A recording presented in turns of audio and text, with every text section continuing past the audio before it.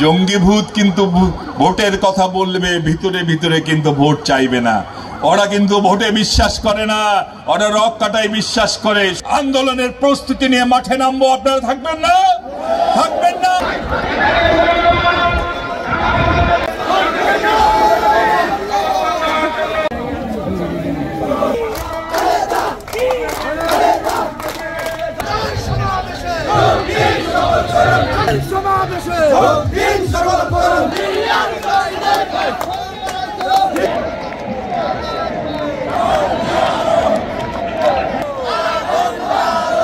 5 আগস্টের পরে এই বাচ্চা ছেলেরা কিছু কিছু কথা বলছে,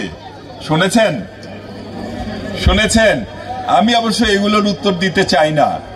ওরা বলে যে এতদিন আপনারা কই ছিলেন, ওনারাই নাকি সব করেছেন 15 দিনে। জিনিসটা শুনতে খারাপ লাগে, আমরা বলতেও খারাপ লাগে। ছোট ভাই তো ওরা, এই বয়সে আসলে পৃথিবীটা হাতের মধ্যে মনে হয়, তাই না? আমরা তো ছেড়ে এসেছি এই বয়স, মনে হয় কি পৃথিবীর সবকিছু হাতের মধ্যে, আমরাই সব, আমি সব। তারপর যতই বয়স বাড়ে একটা করে আঙুল খোলে, তারপর এক পর্যায়ে দেখে কিছুই নাই। ওনারা বলি সেই তো গরম ভাত পেয়েছেন। গরম ভাত কিভাবে তৈরি হয় আপনারা তো মনে হয় জানেন না। আমাদের ভারপ্রাপ্ত চেয়ারম্যান জনাব তারেক রহমান দিন রাত পরিশ্রম করে গেছেন। আজকে বাংলাদেশের মানুষ যে হাসিনার বিরুদ্ধে দাঁড়িয়েছে এমনি এমনি নয়। হাসিনার সমস্ত দুর্নীতি আমরা একের পর এক কর্মসূচি দিয়ে জাতির সামনে তুলে ধরেছি। হাসিনার প্রত্যেকটি ভুয়া নির্বাচন আমরা একের পর এক কর্মসূচি দিয়ে প্রেস কনফারেন্স করে আমরা জাতির সামনে তুলে ধরেছি আমাদের নেতা জনাব তারেক রহমানের নির্দেশে। এরপর জনগণ আস্তে আস্তে এই সরকারে হাসিনার উপর যখন ক্ষুব্ধ হয়ে উঠল, তখন এক পর্যায়ে এসে আপনারা আন্দোলনে নামলেন এবং আমরা সবাই মিলে এই সরকারের পতন ঘটালাম। ইমিন সাহেব বুকলে তো হবে না, আপনারাও জানেন। আপনাদের এই আন্দোলনের চূড়ান্ত দিনগুলো আমাদের নেতা জনাব তারেক রহমান কিভাবে আপনাদের সহযোগিতা করেছেন।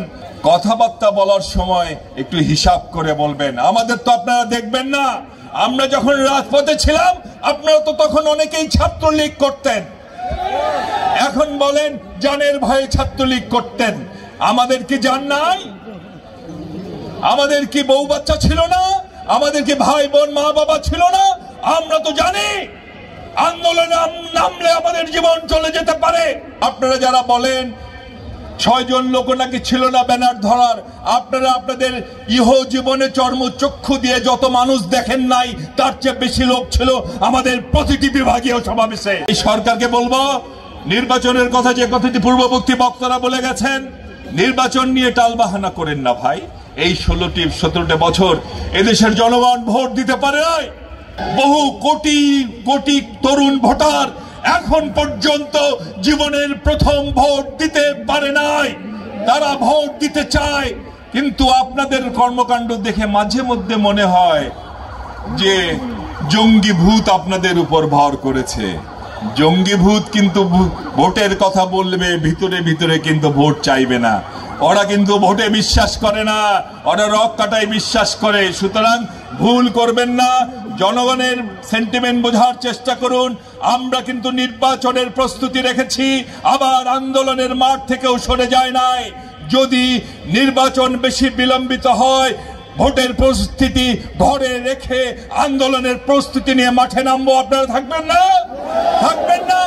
বাংলাদেশে ভোট নিয়ে আর কোন টালবাহানা এদেশের জনগণ বরদাস্ত করবে না।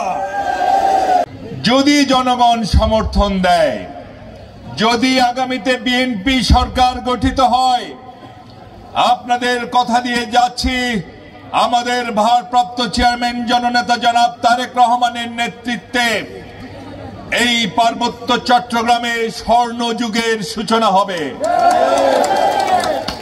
শুধু বাংলাদেশ নয়, এই উপমহাদেশের একটি উল্লেখযোগ্য অগ্রগতিশীল জায়গায় পরিণত হবে পার্বত্য চট্টগ্রাম।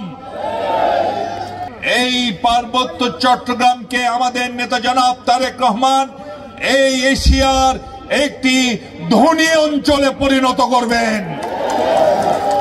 14 সালে ভোট করলেন শেখ হাসিনা হাসিনা স্টাইলে 154টা সিট ভোটই হলো না, ওরা বলে ওনারা কি এমপি হয়ে গেছেন। আর বাকি যে সিটগুলো ভোট হয়েছে সবগুলোতে কোনো ভোটার যায় নাই, কুকুর গিয়েছিল। আমরা দিয়েছি কুত্তা মার্কা নির্বাচন। 18 সালে নির্বাচন হলো, ওই যে জ্বালায়া চাঁদের বাতি সারা রাতি সিল মেরেছেন ওনারা। সিল মেরেছি সারা রাতি গো, তাই না? গানটা নাকি জ্বালায়া চাঁদের বাতি সিল মেরেছি সারা রাতি গো।